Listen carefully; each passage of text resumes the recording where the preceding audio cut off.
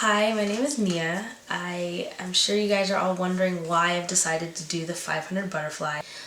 About 10 years ago, I was on a college swim team, and we were going to a meet. We were doing 100 butterfly, 100 backstroke, 100 breaststroke, 100 freestyle, and it was my turn up. I was doing the 100 fly.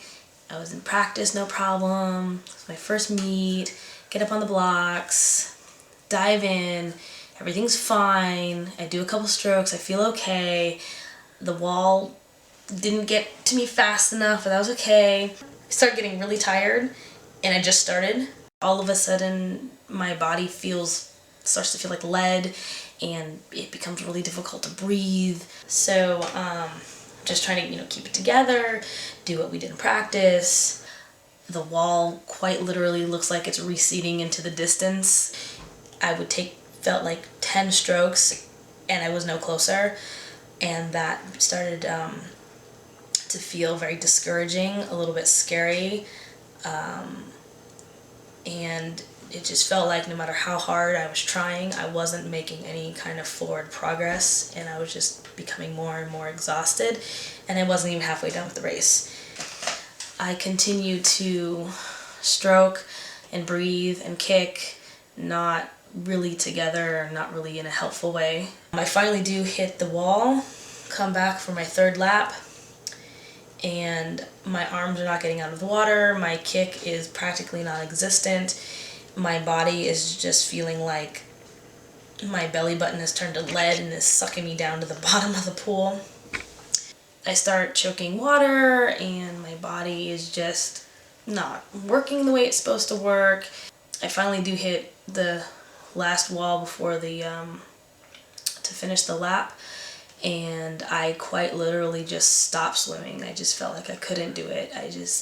My goggles were filling up with tears, and my body didn't want to work, and I just felt like I couldn't do it anymore. Just everything in my mind, in my body, in my head was telling me that I couldn't, to stop. This is too hard. You're too weak. You're not strong enough. Why did you even think you could in the first place? So I did. I took my goggles off, put my arm over the lane line, and I cried that I couldn't do it anymore, that I was too tired. I just couldn't. My teammates rallied together, and at the end of the blocks, told me that I could do it. Come on, Nia, you can do it, you can finish. And so, I put my goggles back on. I was maybe 2 or 3 strokes away from the wall. I hadn't realized how close I actually was because it looked like a million miles away. I did finish. I also got disqualified because you can't do that. But it's been something that's been kind of bothering me, or always on my mind, that it was something that I couldn't finish, that the feeling of ultimate failure, especially in front of a bunch of people, just was always kind of there. So I worked really, really hard on trying to just do 100 butterfly, and I competed last year and did my 100 butterfly, and it was okay. It was still really, really hard, but I knew that I could finish it.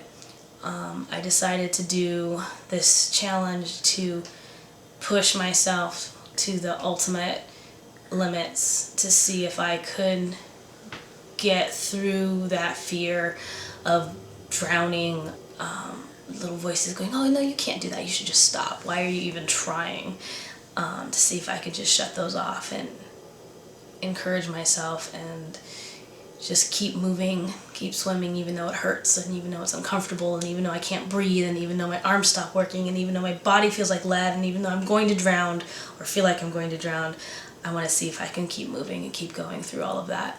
I feel that through this challenge that I can set myself free. I want to not have fear of things, and if something is scary, I want to be able to walk up to it and walk through it and come out the other side and know that I will be okay.